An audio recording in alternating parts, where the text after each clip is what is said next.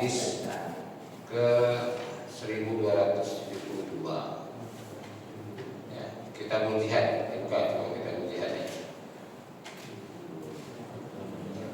Biar tidak terisi, ada Kitabul Jihad.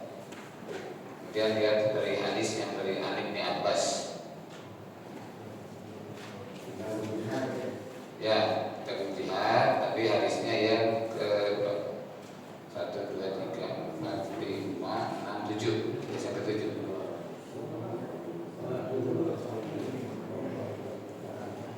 Kitabul Jihad hadis yang ke-7.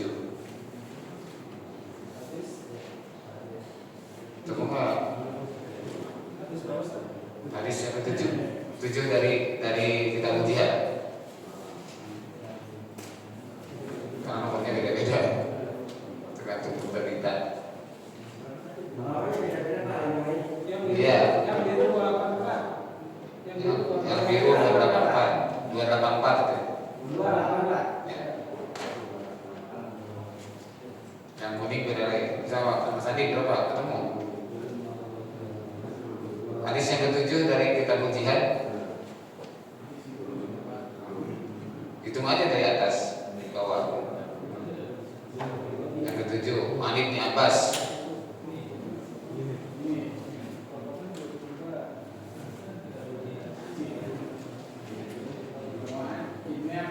Ya. Halamannya yang biru 281 ya. Yang biru 284, yang kuning 281. Ya? Iya, tentang hijrah betul. Ya, Ali bin Abbas. Baik ya, kita baca. Mari kita awali baca doa terlebih. Bismillahirrahmanirrahim. Rabbi zidni ilman Allahumma anfa'ni bima 'allamtani wa 'allimni ma yanfa'uni warzuqni ilman yanfa'uni. Amin. Wa 'an Ibnu Abbas. Ada ketemu? Dari Ibnu Abbas radhiyallahu anhuma. Semoga Allah meridhoi kepada keduanya. Kenapa tidak radhiyallahu anhu? Dua orang itu siapa?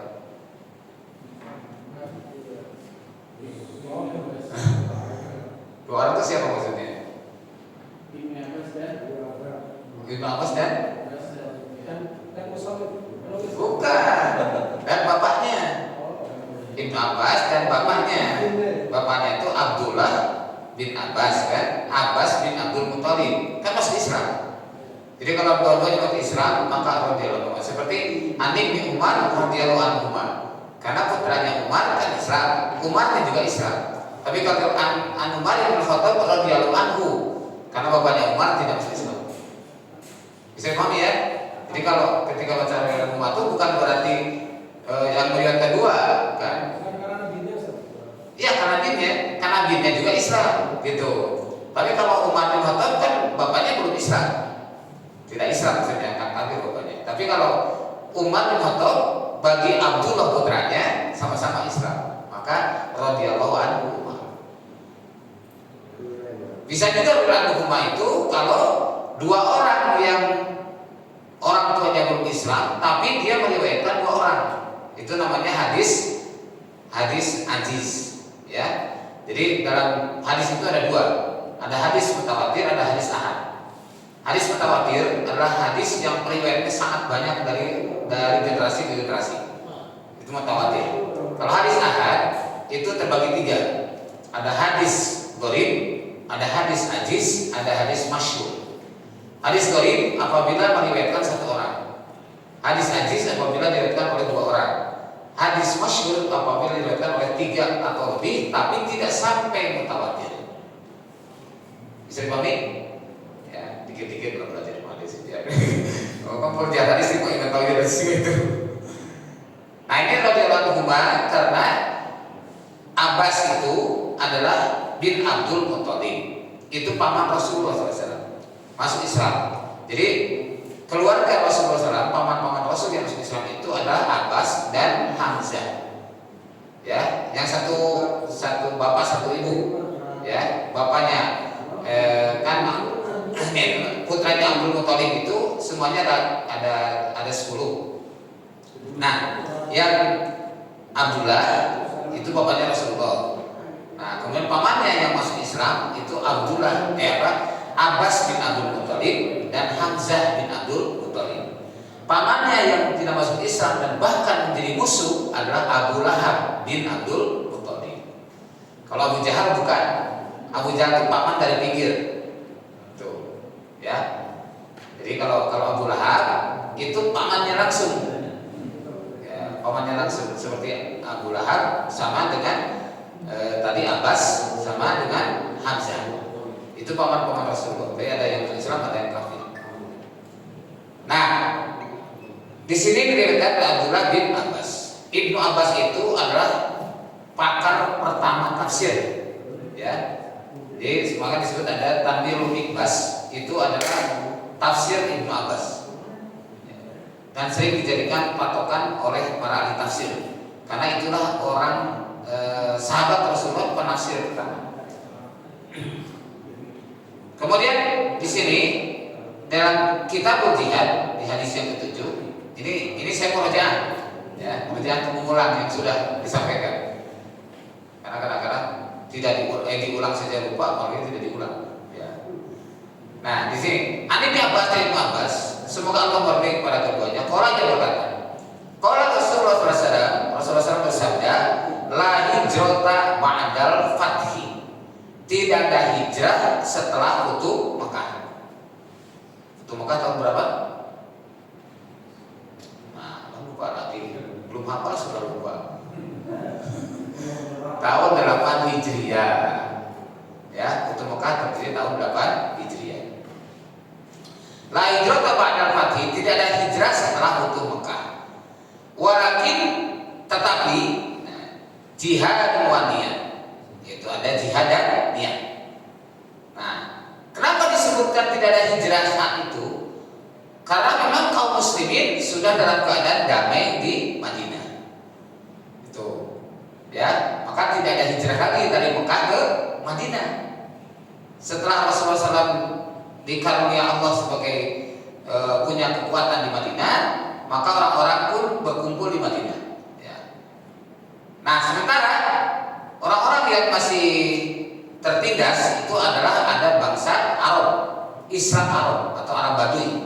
Arab Badui yang masuk Islam tapi tidak mau berkumpul dengan komunitas kaum muslimin, maka nasibnya tidak akan mendapatkan jaminan. Tidak seperti orang yang ada di Madinah dapat jaminan dari Rasulullah SAW akan keamanan kami selalu dijaga setiap hari.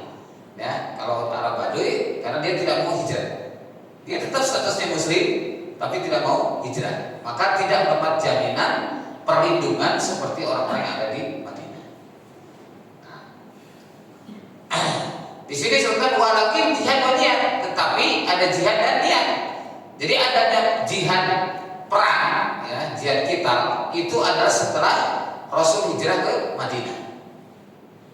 Pada mulai tahun 2 Hijriah, ya, mulai perang Badar 2 Hijriah. Perang Uhud tahun 3 Hijriah, perang Khandaq tahun 5 Hijriah, terus 6 Hijriah adalah perjanjian Hudaybiyah, ya. 8 Hijriah itu Futuh Mekah dan perang Mu'tah. Terus selanjutnya puncaknya adalah perang Tabuk yang paling banyak. Itu jihad. Setelah mereka hijrah ada kekuatan di situ. Maka dalam hadis yang diberikan oleh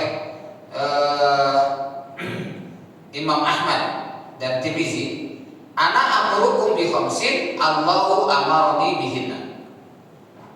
Aku perintahkan kepada kalian 5 perkara sebagaimana Allah perintahkan kepadaku 5 perkara pula. Jadi Rasul memerintahkan kepada para sahabat 5 itu karena Rasul diperintahkan oleh Allah dengan 5 tadi. Masih ingat kan? Apa yang perkara itu? Pak Haji Mir masih ingat? Masih ingat kan? 5 perkara itu, pertama bil jamaah, yang kedua adalah as-sam'u, yang ketiga at-ta'ah, yang keempat al-hijrah, yang kelima al-jihad fi sabilillah. Jadi 5 tahapan itu langsung diajar oleh Rasulullah SAW, diperintahkan karena Rasul diperintahkan oleh Allah.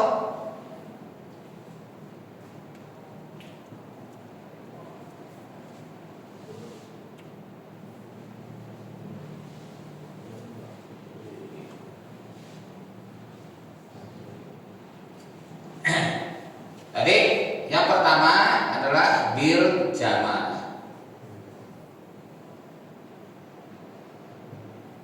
Yang kedua adalah wabisami, ya. Ada yang disebutnya bisami begini. Ada juga atau asam sama. Yang ketiga adalah at-ta'ah. Yang keempat al-hijrah. Dan yang kelima al-jihad fi sabilillah.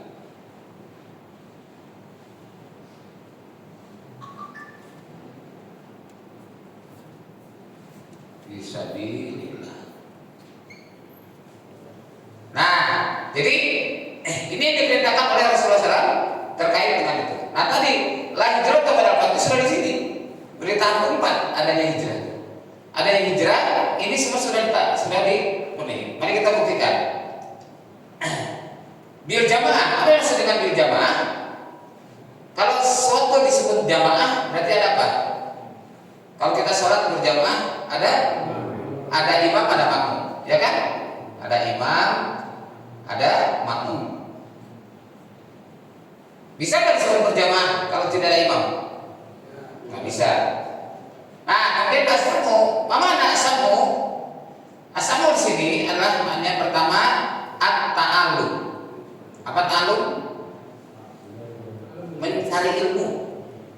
Mendengar di sini artinya bukan mendengar apa sih yang didengar, tapi jelas ya at-ta'allum. Kemudian ada disebut dengan at-tarbiyah. Kemudian juga at-tadrib, ya. At-ta'allum artinya menuntut ilmu. At-tarbiyah artinya pendidikan. Ya. Kemudian at-tadrib artinya pelatihan. Jadi para sahabat itu perlu proses seperti ini. Tidak ujuk-ujuk langsung jihad gitu. Ya, ada tahapannya. Nah ini. Jadi pertama adalah imam dan makmum. Nah, di sini siapa yang dimaksud dengan imam?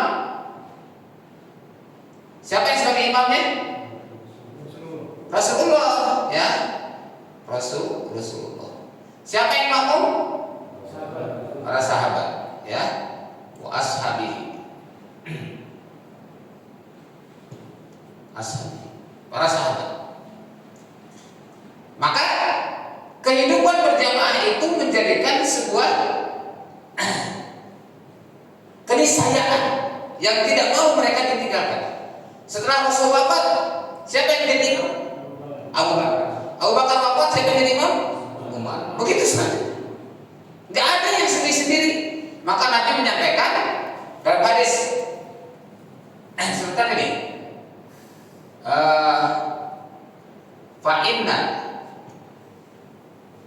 Fa'inna syaiton ma'al wahidi. Nah, fa'inna syaiton ma'al wahidi. Maka sebenarnya setan itu bersama orang yang sendiri. Jadi kalau makanya Nabi melarang kita bersendirian, termasuk musafir perjalanan itu sebaiknya ada teman. Sendirian itu banyak setannya. Ya, Pak, kalau jalan sendirian kan banyak setannya kan. Masya Allah. Pak ini setan wal wahid. Maka dua itu lebih baik daripada satu, kata Nabi. Tiga lebih baik daripada dua. Fa'alaikum bil jamaah. Nah, ujungnya gitu. Kata Nabi, hadisnya panjang, kemudian sebutkan fa'alaikum bil jamaah. Kemudian ini masih terus berlanjut hadisnya. Ada kalimat man aroda.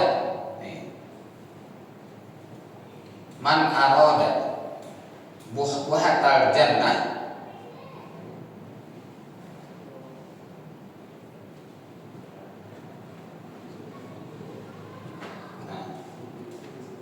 fal yalzamil jamaah. Fal yalzamil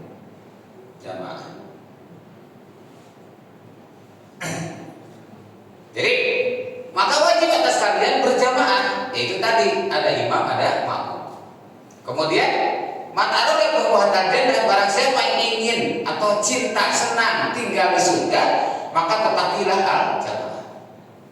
Nah ini jadi baru di situ ada samu. Nah proses samu ini dilakukan oleh Rasulullah SAW awalnya di rumahnya sahabat bernama Al-Arqam bin Abil Arqam. Inilah yang rumahnya dipakai untuk kegiatan melaksanakan ini. Para sahabat yang sudah baiat berkumpul di rumahnya Al-Arqam bin Abil Arqam, maka dikenal sebagai Darul Arqam. Darul Arqam. Banyak dijadikan sebagai nama mahat, termasuk pesantren Muhammadiyah terbesar di Garut namanya Darul Arqam. Karena memang mengambil dari peristiwa sejarah ini. Padahal Arqam itu di kaki Bukit Sofa, di situ rumahnya Arqam bin Abi Arqam. Para sahabat kalau belajar di situ sembunyi-sembunyi karena takut ketahuan sama musuh. Ya, di mana waktu itu kan kondisi sangat rawan. Ada kurang lebih sekitar 47 orang. Ya, kurang lebih 47 orang. Ini disebut dengan dalam sejarah as-sabiqunal awwalun. Orang-orang yang pertama kali masuk Islam. Itulah. Nah disinilah tertibnya mereka mendengar nasihat-nasihat Nabi, mendengarkan taklim dari Nabi. Maka di dalamnya ada ta'alum, ya, ada pembelajaran, ada juga tarbiyah, pendidikan, dan ada tadi pada pelatihan. Nah, barulah kemudian mereka mentaati Nabi. Nah, maka disebutkan dengan istilahnya akhlasul ta'ah. Akhlasul ta'ah. Para sahabat itu mentaati Nabi dengan penuh keikhlasan. Karena dengan ilmu, bukan doktrin. Gitu ya. Dengan ilmu, dapat ilmu amalkan, dapat ilmu amalkan. Begitu. Jadi tidak doktrin. Nah, proses ilmunya di sini pada poin yang kedua. Nah, maka pada saat hijrah itu, ketika Nabi sudah punya niat untuk hijrah di bulan Muharram. Niatnya bulan Muharram, ingin hijrah, tapi belum ada perintah. Nunggu perintah. Setelah turun surah Al-Anfal ayat ke-30, ini perintah hijrah, menyampaikan informasi bahwa di Darun Nadwa itu tempat musyawarahnya para musyrikin Quraisy. Ya, jadi kalau kaum muslimin berkumpulnya di Darul Arqam, Darun Nadwa itu tempat berkumpulnya orang musyrikin.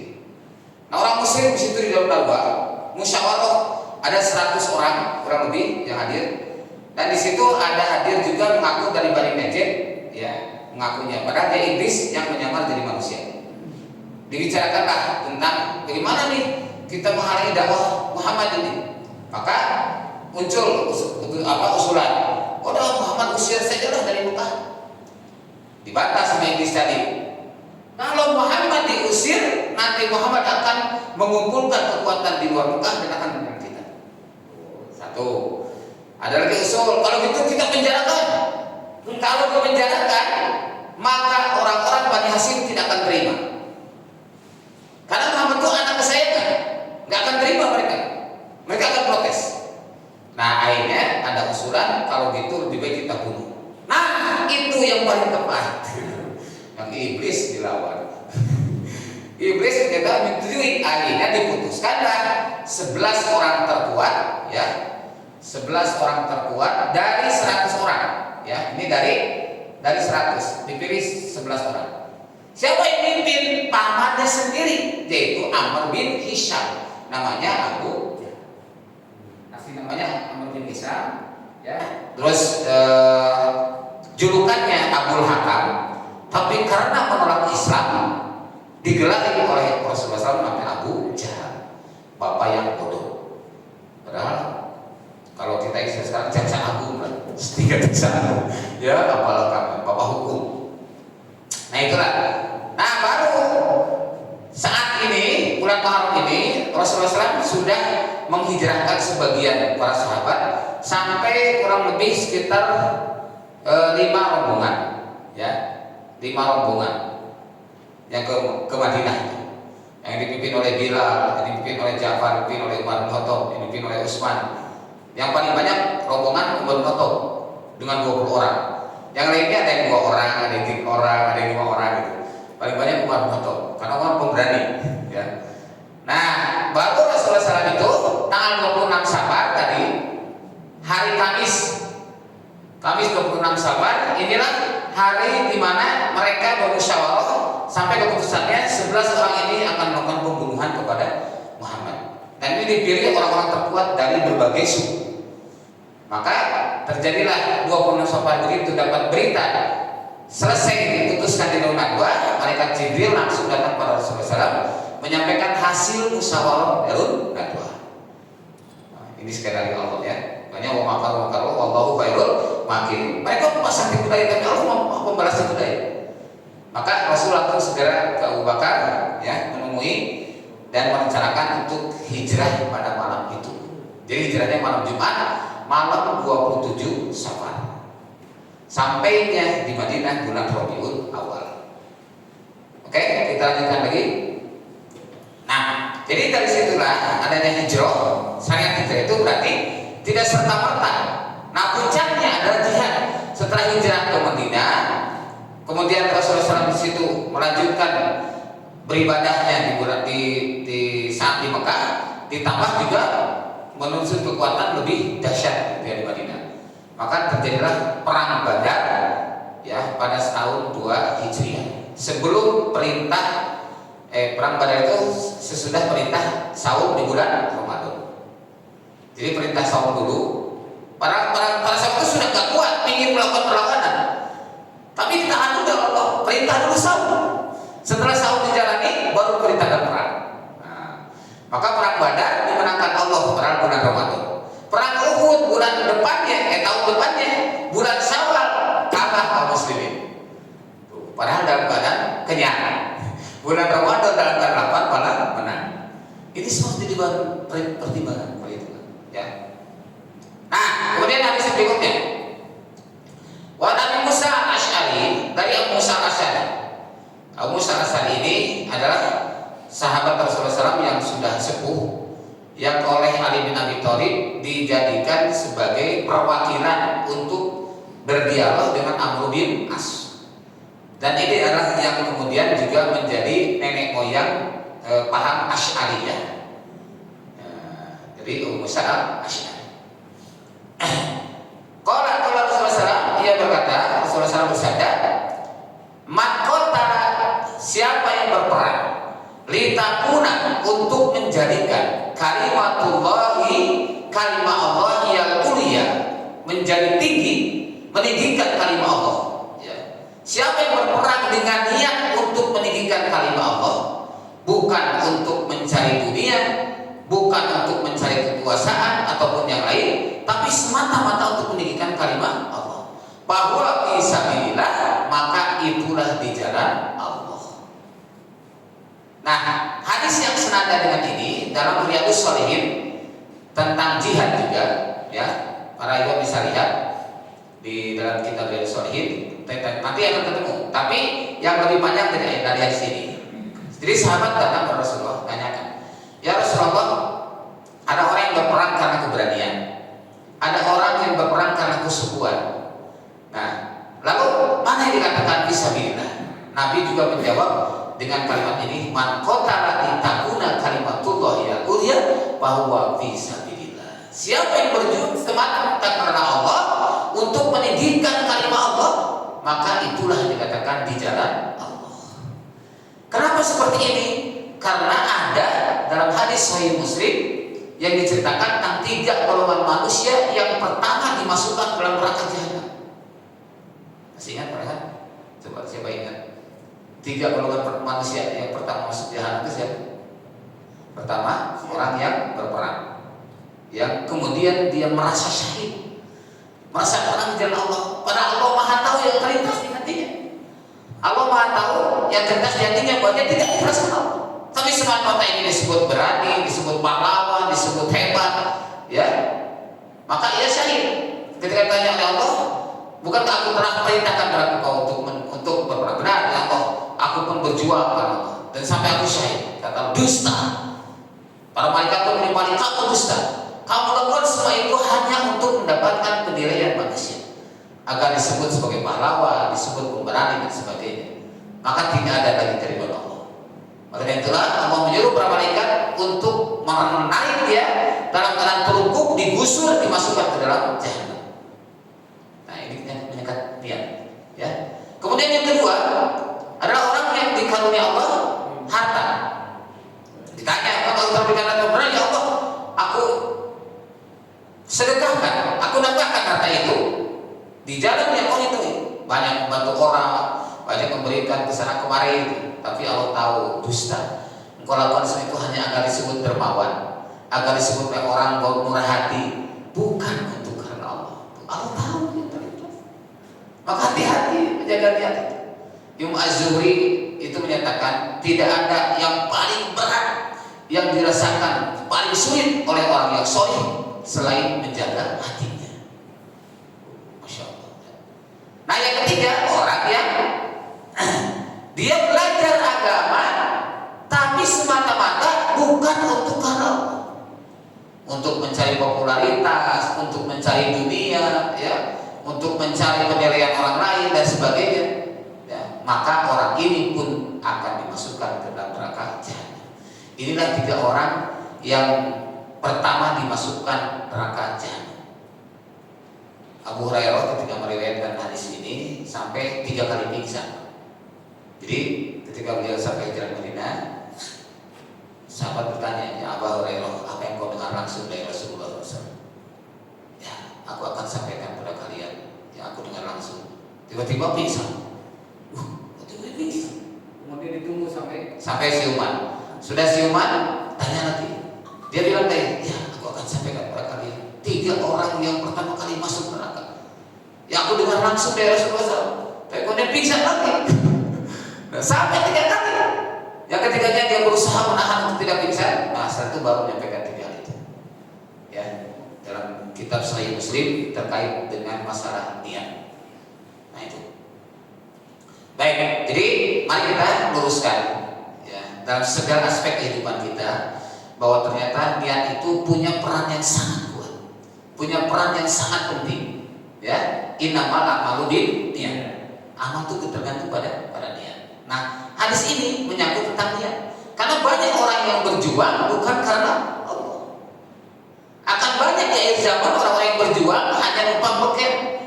Orang yang berjuang hanya numpang keren, gitu ya, untuk mendapatkan penilaian manusia, untuk bilang tidak. Nah, kemudian hadis yang berikutnya, Wan Abdullah bin Asy'adi, dari Abdullah bin Asy'adi, qala ia berkata, qala Rasulullah SAW bersabda, la taqti'ul hijrah ma qutilal adu. Tidak terputus hijrah selama musuh masih diperangi. Maksudnya selama kita masih ada bentrokan dengan musuh, maka hijrah belum berhenti. Ini berlaku bagi orang-orang yang terlibat seperti halnya di Gaza, Palestina. Jadi kalau jadi Mekah, Madinah kan sudah aman tuh, Madinah sudah muslim komunis, maka Nabi bersabda la hijrata ba'dal fath.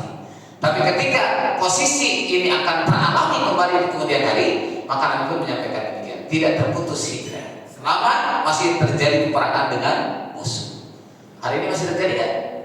Masih, tapi tidak di semua tempat ya, tempat-tempat tertentu. Baik, para ikhwan. Nah, hadis yang berikutnya, 4 hadis saja ya kita bahas. Wa Nabi qala, dari Nabi ia berkata, agoro Rasulullah SAW, Rasulullah SAW menyerang kepada musuh. Ala Bani Mustaliq, kepada Bani Mustaliq. Nah, Bani Mustaliq ini adalah yang dipimpin oleh Al-Haris, yang menjadi dasar turunnya Al-Quran surah Al-Hujurat ayat ke-6. Apa Al-Hujurat ayat ke-6? Ya ayyuhalladzina amanu in ja'akum fasiqun binaba'in fatabayyanu an tusibu qauman bijahalatin fatusbihu ala ma fa'altum nadimin. Wahai orang beriman, jika datang berita kepada engkau dari orang fasik, maka hendaklah engkau mencari klarifikasi, tabayyun, ya, agar kalian tidak menimpakan penyesalan kepada kaum yang lain. Ini ceritanya di Bani Mustalik awalnya. Ketika Al-Haris yang sudah masuk Islam oleh Rasul diamanahkan untuk berdakwah di Bani Mustalik, ya, karena bangsanya atau sukunya. Lalu tidak lama kemudian Rasul pesan, nanti satu saat aku akan utus seseorang yang akan mengambil harta zakat dari Bani Mustalik. Kamu ajarkan wad'um ila syahadah, serulah mereka kepada syahadah. Kemudian ta'murukum ila shalah, lalu kamu perintahkan kepada mereka salat. Wa ta'murukum zakat, dan kemudian kamu perintahkan kepada mereka zakat. Ini 3 pesan Nabi. Ajak pada syahadat, perintahkan salat, dan bayarkan zakat. Maka jadi rukun Islam, Pak. Nah, maka kemudian nanti akan diutuskan. Nah, sampailah saatnya ketika akan mengutus, Rasulullah mengutus seorang sahabat datang ke sana ke Bani Mustalik. Sahabat itu berangkat sendirian. Nah, berangkat dia. Tiba-tiba sesudah datang di perbatasan Bani Mustalik, timbul rasa gentar, rasa takut. Gimana kalau sampai saya ke sana malah digebukin gitu ya, dan macam-macam pikirannya buruk gitu. Akhirnya nggak jadi berangkat. Terus dia lapor pada Rasulullah SAW, ya Rasulullah, Bani Mustalik tidak mau bayar zakat, bahkan akan membunuh saya. Padahal tidak sampai ke sana, ya.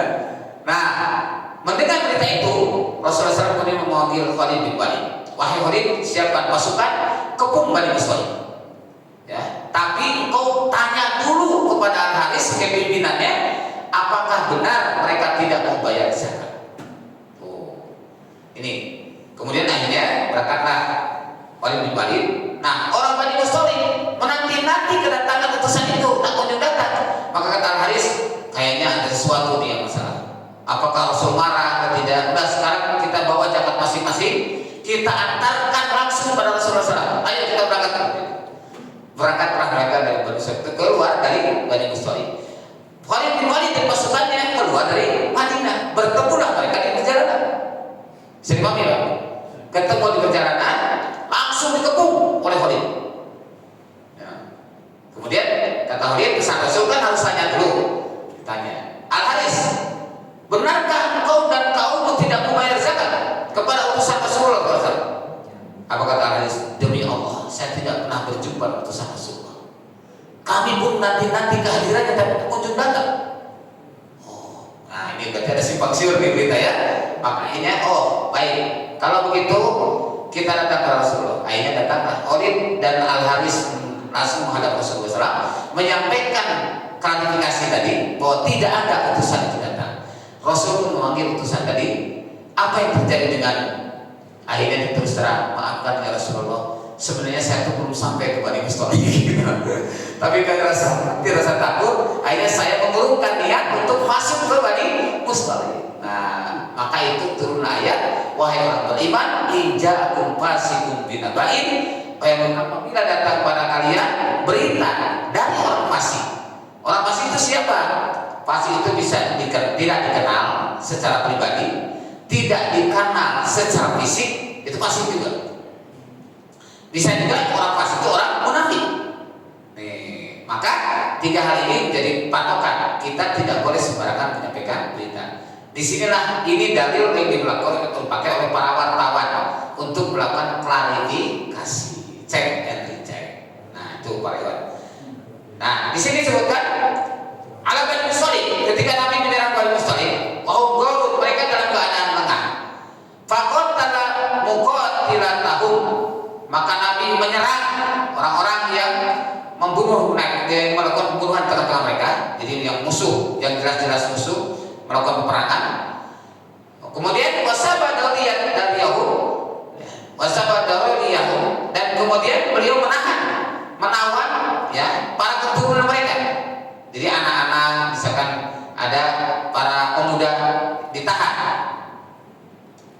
Nah, ada sani bidzalika Abdullah bin Umar radhiyallahu anhu, ya, menceritakan kepadaku tentang hal itu adalah Abdullah bin Umar, semoga Allah meridhai pada keduanya. Muttafaqun alaih, wallahu a'lam bishawab. Nah, apa yang kita dapatkan dari hal ini? Pertama tadi, mari kita sama meluruskannya. Dengan masuknya tahun Hijriah 1446 Hijriah maka kita harus makin waspada terhadap niat yang ada di hati kita. Ya. Kemudian setelah itu lakukanlah hijrah, baik hijrah makani, hijrah tempat, mencari tempat-tempat yang kira-kira kondusif untuk bisa menjaga dan merawat keimanan kita. Kemudian hijrah ma'ani, hijrah secara nilai, itu lakukan secara rutinitas setiap saat. Beda gitu ya. Jadi ada hijrah makani, ada hijrah ma'ani. Nah hijrah tadi ini ada dua hijrah. Ya, ada yang dengan hijrah makani, ada yang disebut hijrah ma'ani.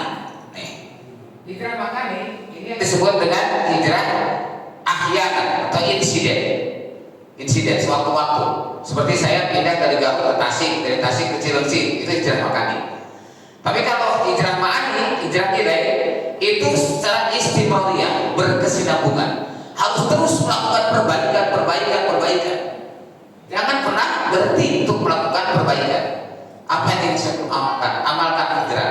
Nah, seperti tahap-tahap ini. Nah nanti sampai saatnya pada puncaknya jihad di sabilillah. Ini yang katakan Nabi, dirwatu sanam ini, puncak dari semua amal itu adalah jihad di jalan Allah.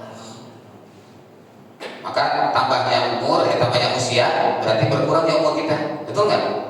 Angka kita pertama kan tahun 45 kemarin, 45 ke 46, itu kan tambah 1 tahun. Kalau misalkan jatah kita usia itu 60, ya, kemudian kemarin baru 59, nah berarti harus waspada ini, siap-siap. Kalau kemarin misalkan kita usianya 65, jatahnya Allah misalkan 67, nah berarti tinggal berkurang lagi 1. Tuh, gitu. Jadi makin dekat kepada akhirat, makin jauh dari dunia, maka harus makin baik. Demikian. Ada pertanyaan? Ya, silakan. Rasulullah ini kan hijrah itu sebagai batas tahun hijrah itu sebagai batas hijrahnya Rasul dari Mekah ke Madinah. Apakah sebelum hijrah itu sudah ada nama-nama bulan seperti Muharram dan seterusnya? Ya. Baik. Itu ada dalam Quran surat At-Taubah 36. At-Taubah 36. Disebutkan bahwa Allah sudah menjadikan bulan itu 12 bulan. Jadi namanya Muharram, ya, Safar, Rabiul Awal, Rabiul Akhir, Rabiul Awal, Rabiul Akhir, Rajab, Sya'ban, Ramadan, kemudian Zulhijjah, Zulqa'dah, Zulhijjah, dan Muharram itu adalah merupakan, sudah disebutkan 12 bulan itu sudah sejak dulu, sejak zaman diciptakannya langit dan bumi. Tapi belum ada angka tahun. Hitungan tahun itu baru diusulkan oleh Abu Musa Al-Asy'ari tadi. Ya, ini yang hadis yang kedua saya baca tadi. Abu Musa Al-Asy'ari itulah, beliau itu salah seorang wali di Basra, jadi amir di Basra. Kemudian mau memberikan laporan kepada Umar. Ketika mau menulis tanggal, dia bingung, nggak ada tahun. Karena dulu orang-orang jahiliyah itu biasa menyebut tahun itu sesuai dengan kejadian. Seperti Rasul itu lahir pada tahun gajah. Tahun berapa? Nggak jelas. Hanya tahunnya Masehi sudah ada, karena lagi dulu. Kalau Masehi kan sejak Nabi Isa lahir. Nah, maka ditulisnya 571 Masehi lahir Nabi. Berapa hijriahnya? Nggak ada, karena belum ada. Nah, adapun hijrahnya Nabi itu pada tadi 26 Safar itu yang ditentukan di tanggal tahun 1 Hijriah, diusulkannya dijadikan awal Hijriah bulan Muharram itu oleh Utsman bin Affan. Bisa dipahami ya? Jadi usulan mengadakan tahun Hijriah dari Abu Musa Al-Asy'ari, mengusulkan untuk Muharram sebagai awal bulan dari Utsman bin Affan, dan disepakati oleh Umar bin Khattab selaku khalifah, juga para sahabat yang lain, karena para orang bangsa Arab sudah biasa menjadikan Muharram itu bulan awal tahun saat itu, tapi belum ada Hijriah. Lagi? Ya, untuk hijrah itu ada hadis, kalau nggak salah hadisnya itu hijrah itu adalah meninggalkan kemungkaran. Kemudian ada juga yang mendefinisikan hijrah di surat Al-Imran 110 terkait dengan bahwa kita umat Rasulullah adalah umat yang terbaik, yang mengajak pada kebenaran Ya, oke, satu-satu. Yang pertama tadi, hijrah itu meninggalkan al-muhajiru man hajaro ma nahallahu anhu. Ini hadisnya. Ya, hadis riwayat Muslim. Hadis riwayat Muslim. Jadi orang yang hijrah adalah orang yang pindah atau meninggalkan dari apa-apa yang dilarang Allah daripadanya. Jadi orang yang meninggalkan keharaman, meninggalkan perkara yang syubhat, itu orang hijrah. Itu berdasarkan hadis begitu. Yang disebut hijrah. Maka kata hajar itu hijratan bisa arti meninggalkan, bisa arti pindah, ya, bisa arti juga merubah makna kalimat hijrah itu.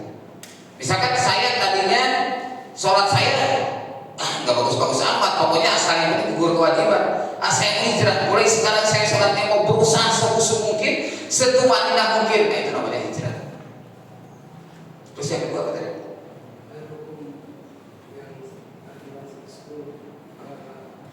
hukum? Oh, sebaik-baik umat di antara kami.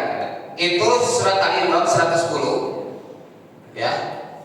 Surat Al-Imran 110. Kalau kita lihat buka tafsir Ibnu Katsir, tafsirnya khairun nas, sebaik-baik di antara kalian itu pertama orang yang paling takwa. Yang kedua, orang yang paling menguasai Al-Qur'an. Yang ketiga, orang yang paling banyak silaturahim. Yang keempat adalah orang yang paling banyak amar ma'ruf. Orang yang kelima, orang yang paling banyak nahi mungkar. Kalau di dalam tafsir Mukatsir penjelasan surat Al-Imran 110 itu demikian. Kuntum khairu ummatin ukhrijat lin-nasi ta'muruna bil ma'ruf wa tanhauna 'anil munkar. Tafsirnya demikian. Jadi disebutkan 5 di situ ciri, tapi pada hadis yang lain ada juga beberapa. Nah, sehingga sebagian ulama karena mengumpulkan jadi sekian, gitu ya. Ada yang 10, ada yang 15 gitu. Ini yang menjadi tujuan hijrah, Ya. ayat ini yang menjadi tujuan umat Islam hijrah. Umat Islam tujuan hijrah. Itu dengan tujuan yang tadi saya. Iya. Jadi kalau hijrah tujuannya makani tadi mencari tempat yang lebih aman untuk menjaga keimanannya, makanya seperti halnya sahabat yang terakhir hijrah, ya, itu kan Suhaib. Di Suhaib itu Suhaib bin Sinan Ar-Rumi yang terakhir hijrah, itu mereka Suhaib ini meninggalkan hartanya. Dia membawa sebagian saja, tiba-tiba dicegat oleh orang Quraisy. Kata Suhaib, mau harta atau mau perang? Kalau mau perang kamu tahu siapa? Aku ini jago panah dan jago pedang. Demi Allah, selama panah dan pedang padaku, kamu tidak akan bisa menyentuhku. Diancam. Akhirnya mereka pilih harta. Oleh Suhaib, baik, aku lepaskan hartaku, tapi jangan menghalangi aku untuk hijrah. Berangkatlah hijrah sampai ke Madinah. Sampai di Madinah diceritakan kepada Rasulullah SAW, dan inilah orang yang kemudian turun ayat yang waminan nasi mayasi nafsin tigo matabillah. Ada di antara manusia yang menjual dirinya kepada Allah untuk mencari keridhaan Allah. Nah, itulah Suhaib bin Sinan Ar-Rumi. Dia korbankan hartanya untuk menyelamatkan imannya. Banyak orang sekarang menyelamatkan hartanya dengan mengorbankan imannya. Nah, kalau sahabat menyelamatkan iman, mengorbankan harta. Serba baik, alhamdulillah. Mohon maaf, Pak Iwan, waktunya sudah habis. Nanti kalau ada pertanyaan boleh setelah sholat, ya.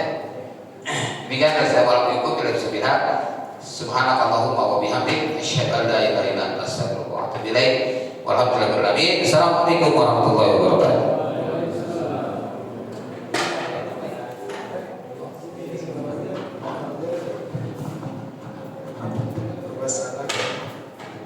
Alhamdulillah, ikhwas sekalian, sahabat sekalian, kita sudah menyelesaikan pemaparan yang disampaikan bersama.